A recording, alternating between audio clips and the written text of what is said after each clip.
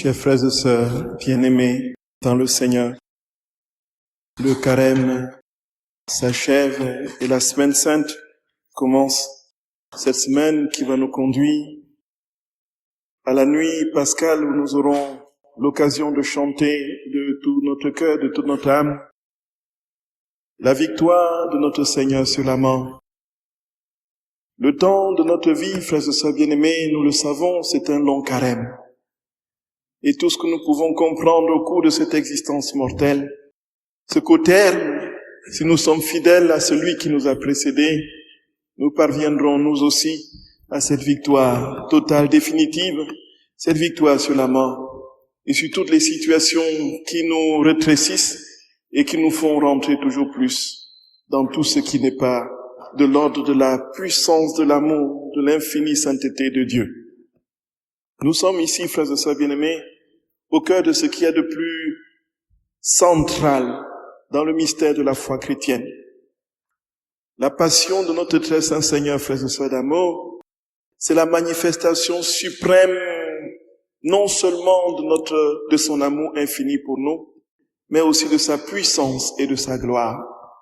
Comment comprendre que la gloire d'un Dieu se lise sur la croix? Comment comprendre que l'amour infini d'un Dieu se manifeste dans sa mort et le brisement de tout son être? C'est ça le grand paradoxe de la vie chrétienne. Jésus ne s'est pas montré comme Dieu parce qu'il a fait des miracles. Il ne s'est pas montré comme Dieu parce qu'il a ressuscité les morts. Il ne s'est pas montré comme Dieu, frères et sœurs bien-aimés, parce le ciel s'est ouvert et une voix s'est fait entendre, celui-ci est le Fils de Dieu.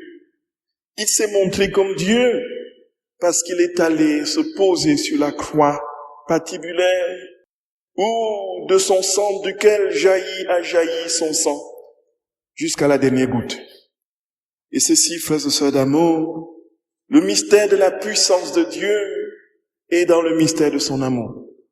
C'est parce qu'il nous a aimés infiniment qu'il a souffert de manière incompréhensible sur le terrible bois de la croix. Et donc, dans chaque souffrance de notre Seigneur, dans sa respiration allaitante, dans chaque goutte de son sang, dans chaque sueur qui coule de son corps, dans toutes les contorsions de son être, il n'y a qu'un seul cri qui retentit. Je vous aime, je vous aime, je vous aime, je vous aime. Le Seigneur nous dit, frères et sœurs d'amour, que sa puissance se mesure à cet amour. Et la croix de Golgotha est le signe incontournable de la manifestation de sa puissance.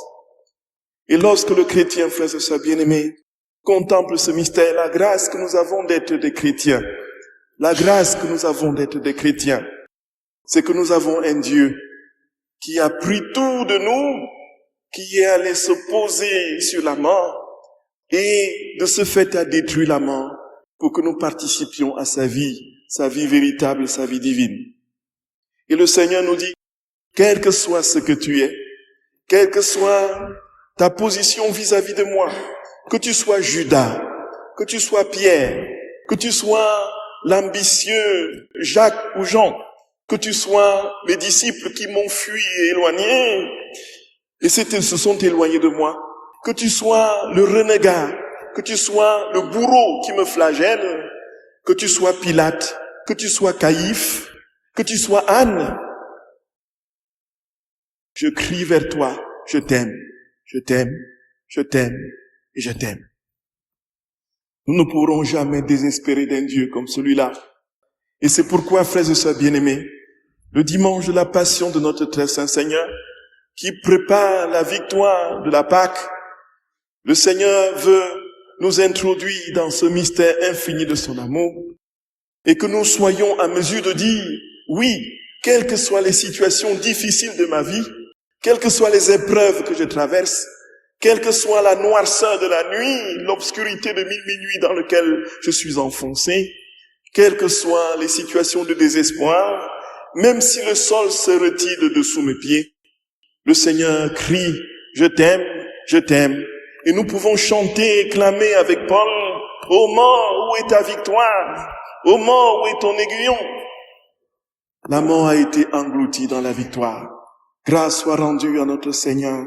Frères et sœurs bien-aimés, aimons celui-là qui est venu mourir pour nous. Cherchons une seule chose, être tout à lui, vivre pour lui, mourir pour lui, en l'aimant et en disant que nous l'aimons. Pour reprendre les paroles du curé d'Ars. Frères et sœurs, notre vie se limite là, elle se réduit à cela. L'amour d'un Dieu qui demande d'être accueilli. L'amour d'un Dieu qui crie sans cesse, j'ai soif de ton amour, j'ai soif de ton amour, j'ai soif de ton amour.